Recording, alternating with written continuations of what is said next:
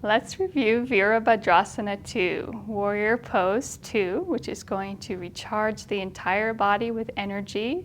It'll strengthen the legs, open the hips, and improve posture.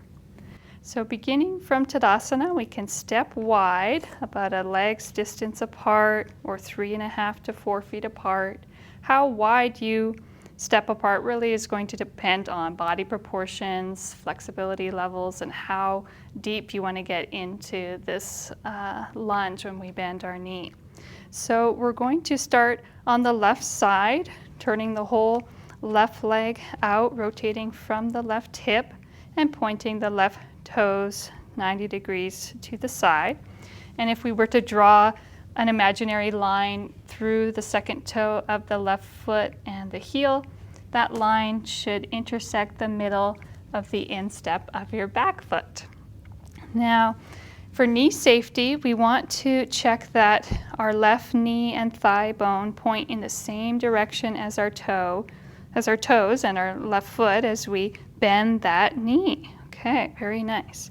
Ideally, we want our pelvis facing forward, but if that causes this knee to turn inward, that's a good sign to keep the pelvis somewhat rotated, the right hip toward the left side so that the knee aligns.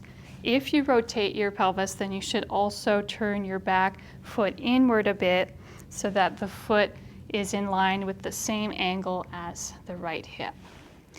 Even if you've rotated your pelvis, your chest can face forward. And on an inhalation, we'll sweep the arms out to horizontal, palms turned upward in this version of Warrior 2.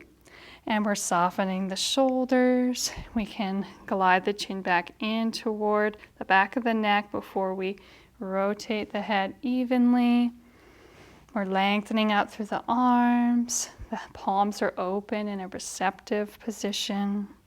And you can see that Karen's able to get her thigh quite horizontal here. If she has more strength, she could even bend her knee a little bit deeper. Beautiful. So the knee stacks directly above the ankle. And if that's too intense, she could step her foot in a little bit closer. Her spine is in its natural curves, straight up and down, so she's not leaning forward or backward here.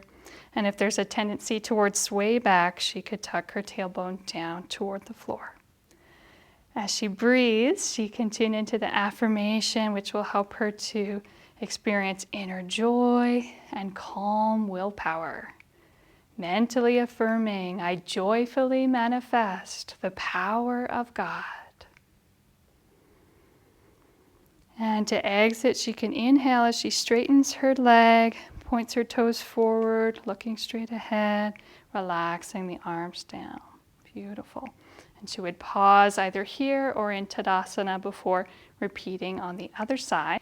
If you struggle with balance in this pose, you might find it helpful to actually step your back foot forward a bit, even though that won't have your heel intersecting the instep of the back foot. That's fine. It'll just help you to feel a little bit more stable.